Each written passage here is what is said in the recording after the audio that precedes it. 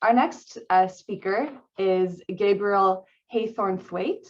He's a former Labour Allied School Board trustee here in BC and currently works with First Nations in education, governance, and policy. He is a PhD candidate in the Faculty of Education at Western University in London, Ontario, researching the political relationship between First Nations and the BC public education system. Gabriel, you're up. Thank you, Alison, and thank you to the organizers and sponsors of this forum. I think that the bulk of those, of the large majority who are against what I call the business freedom convoy, have tended just to dismiss its significance. And it's important that we have this forum that really does grasp that this is really a new phase and a very dangerous far-right phase in Canadian politics.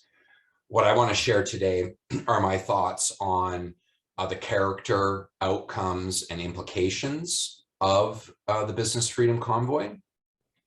And in terms of its character, overall, what I would say, given that English Canada has long followed broadly in the train of right-wing American trends, given that the Trump presidency was a 4-year dress rehearsal in fascism in the United States, I think we can see the Business Freedom Convoy as both the start of a fascist movement in Canada, as well as a dress rehearsal for an American-sponsored fascist takeover of the country. I mean, it's not a coincidence that they went to the Capitol and they successfully took it over for a number of weeks with the apparent collusion of the local police. Those are all danger signals that we cannot ignore. In terms of its character, I think the regressive nature of the movement is very clear. Cam spoke to this in the previous forum, definitely laid this out. We can see it in how they've responded to COVID itself, of which the hysterical contempt for what are really mild public health measures is clear, like conflating masks with genocide. That's a pretty big tell. I think it's even more demonstrated in the refusal of the movement to oppose the worst of COVID government policy, which in my opinion are the record handouts to the corporate rich, of which the most prominent example would be the more than $100 billion feeding frenzy and payroll subsidies that has come through the Canadian so-called emergency wage subsidy, which has been running for 2 years and continues at the expense of the working class taxpayer. The convoy doesn't give a damn about that. So it's very clear where they stand. We can also see the regressive character of the movement in the roots of their leadership in regressive mobilizations and initiatives. And just as an example, the most prominent spokesperson, Tamara Litch, was one of the key organizers of the much smaller 2019 United We Roll convoy, which mixed pipeline worship with migrant scapegoating. She also was a member of the governing council of the Wexit Maverick Party, a reactionary party that contested the 2021 federal election. And other leaders have People's Party of Canada links, a party that did much better than the Maverick Party in 2021, that more than doubled the Green Party vote. Also, other leaders have connection to neo-Nazi agitation and violence. I think another aspect we should zero in on are the political demands of the convoy in terms of how they wanted to implement their program. And this is another big signal of a deeply regressive character. Canada Unity was the front organization for the convoy, and they brought to what I've called a memorandum of misunderstanding to the government, essentially calling on the colonial governor general and the unelected Senate to come together with convoy leaders to form a ruling junta council. Essentially, it was a recipe for an autocratic takeover. And let's consider the fact that the unelected Senate is easily the most corrupt and worthless political institution in the country. I think that tells us a lot about the political character of the convoy. Now, in terms of the outcomes, what I see overall are that while progressive liberal opponents are generally dismissive of the convoy's impact, And in fact, they scored really what was an open net goal, politically speaking. That at a key point of public fatigue with COVID in the middle of the Omicron surge, the convoy was able to come in and score 2 political victories with relative ease. The first is that we saw a faster drawdown of COVID restrictions on the part of prairie governments in Ontario. And however you want to spin it, that was a victory for the convoy. More quickly, we saw the political takedown of Aaron O'Toole and his efforts to smear liberal lipstick on the regressive Conservative Party. And that was a very quick victory on the part of the convoy.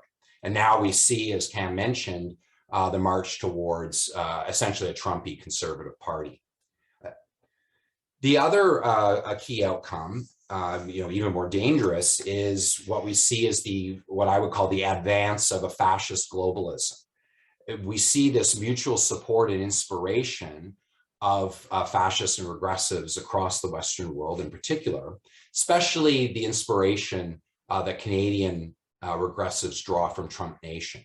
In fact, the convoy itself, I think we should see as being directly inspired by the multitude of MAGA flag roll-throughs through countless American cities during the 2020 general election. The third outcome would be what I think is very clear is progressive liberal impotency. A large majority was opposed to the convoy, and yet they couldn't make their will known, unlike this minority with the convoy. Instead, the reaction of progressive liberals was a banal moralist sort of trust science finger wagging, which is a political DOA response to a far right that has now acquired a mass base. And I think even expanded it here in BC, although of course conservatives form the bulk of the support of the convoy. We see in BC even the support of a number of Green Party members, including candidates who ran in the last federal election. The progressive liberals utterly failed to, and perhaps refused to connect to a large majority of Canadians who are angry about the fact that the working majority has borne the costs of the COVID crisis, and are resentful of the fact that the divine holdings of the ultra-rich have ballooned during this time, not the least of which through a direct handover of working class taxpayer dollars. And yet, despite all of this, Labor and even many leftists still pledge political support to right-wing progressive liberal parties. And if we look at the NDP, the Liberals, the Greens, they support corporate free trade. They've supported the massive capital handouts during the COVID crisis. And the political support coming from Labor and leftists does not appear to have changed despite that record. In terms of the implications of the convoy, there's sort of 3 main points I want to touch on. First of all, more immediately, I think that there is a signal being given that's being picked up very quickly, and even being anticipated by the right-wing establishment, for a renewed war on unions and the public sector. We remember that Kenny in Alberta, during the occupation, particularly the one in the Montana border crossing, he explicitly sicked the convoy partisans on the Alberta Federation of Labor for their meek support of a court challenge to the rescinding of masking regulations. Even before the convoy, we saw the National Post, which is the most right-wing of the establishment newspapers, screaming for accelerating, quickening the pace of healthcare privatization during a pandemic, no less. And just recently, in the last week, we've seen an editorial from the Globe and Mail calling for the slashing of old age pensions. When you're seeing all this money going towards the richest corporations in the country, when you see all the money going towards war, the war industry, of course, it's going to be followed up by saying that unions, public service, and the working majority have to pay the costs of both the debts that are run up, and also to get rid of social provision to feed the subsidization of capital. I think more broadly, we need to anticipate the danger of American annexation which I think is the most likely path to fascism in Canada. If we look at Wexit, even though Wexit was a bust as an initial right-wing response, there's a warning, a danger signal there. It was explicitly annexationist, really caught up in a delirium of an American worship. In fact, its key leader, Peter Downing, sponsored a poster campaign in Alberta under the label Alberta USA Foundation, adorned with Trump calling for Western provinces to join the United States. This is about experimentation. They're trying things on. This is serious. Even though we can't anticipate exactly how and when it could happen, the Freedom Convoy showed an interest on the part of the fascist section of the American ruling class in getting rid of the border and just directly coming in and taking over. And from there, all bets are off. I think that the convoy was a dry run on what a takeover of the capital looks like, quite obviously. And you could envision that with support from sections of the police and the army, from the media and the business class, annexation is a very real possibility and would signal and spark a slide into outright American-inspired fascism. The last point I want to talk about in terms of implication, I know that this is more for the next forum, but I do think we need to, I would like to touch on it, is what are the implications for the organizing of a left-wing democratic movement that is sorely missing in this country and has been for a very long time? The idea of the deep recession that was put on the poster event, I think is quite accurate. There's lots to say here, so I'll restrict myself to what I think are three key lessons of what we can learn, what we must learn from our far-right enemies. The first is that they show a willingness to experiment in campaigns and initiatives, and they don't get discouraged by failure. The United We Roll convoy in 2019 was a flop. The first run of the PPC was a flop. The Maverick Party was a flop, and yet they didn't get discouraged. They continue to come back at things. And with the convoy and with the PPC's performance in combining both elections with some direct action, they have scored some significant successes. And so there's something to be learned from that. We need to do our own experimentation in campaigns and initiatives that build political networks and organize public discontent around key issues for the working majority. So for COVID, for example, we need to urgently organize the battle against healthcare privatization and continuing austerity.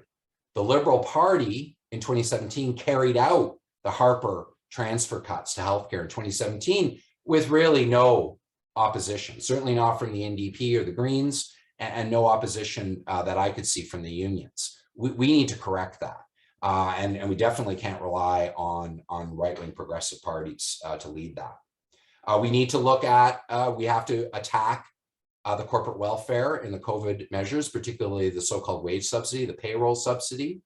We need to have campaigns to abolish the profit looting in long-term care. The BC NDP government just recently, after promising in 2020 that they would expand public service and long-term care, have just recently renewed a large privatization for profit contract. That's where things are going, and we have to fight that. The second lesson is the far right has no problem combining protests with politics, and they have no problem with exploring independent politics from establishment parties.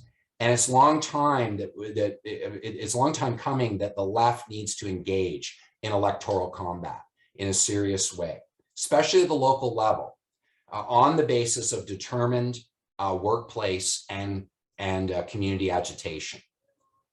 We need to end both the servile orientation towards the NDP, as well as the syndicalist refusal to engage in elections, which really just leaves the pro-corporate NDPs, their dominance in politics in place. We have to remember that elections are the only arena where the mass of the public are engaged in politics. It's not the way that we're going to democratize the country, but it is a key avenue of struggle that we have to engage in. And finally, the last lesson that I think the left needs to take up quite vigorously is let's zero in on the weakness of the political ideas of the far right.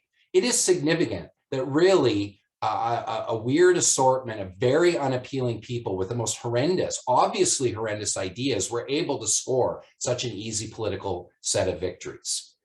We can zero in on their weaknesses, and I'll just restrict myself right now to their political ideas. I would see 4 key weaknesses that we should be taking up and really hammering on. First of all is their worship of Trump America. It's tremendously discrediting amongst the majority in this country.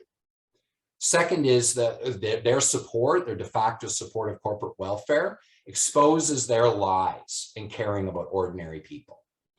And Cam talked about how there were many opportunities for them to take up issues for truckers and so forth, and they couldn't give a damn. The third is that their pursuit of the favor of an unelected Senate shows that the Convoy is both highly anti-democratic and is entirely fine with another form of grotesque corruption at the expense of the working majority. We need to hammer on that as well.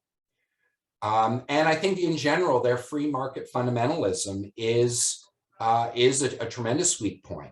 Their hatred of public health and their desire to move towards the murderous thievery of the American private healthcare model. That's a terrible weakness. The majority in this country support public healthcare. We should be fighting to democratize it and expand it, and we should be attacking the far right for the fact that they want Canada to continue down the road of American privatization in healthcare. So with those lessons in mind, I certainly I'm looking forward to engaging in the discussion here and also in the third part of the forum. Thank you. I'm Michael Hudson. I'm appearing here for the International Manifesto Group. If you like this video and want to like it, please subscribe. For more information, go to the address on the screen.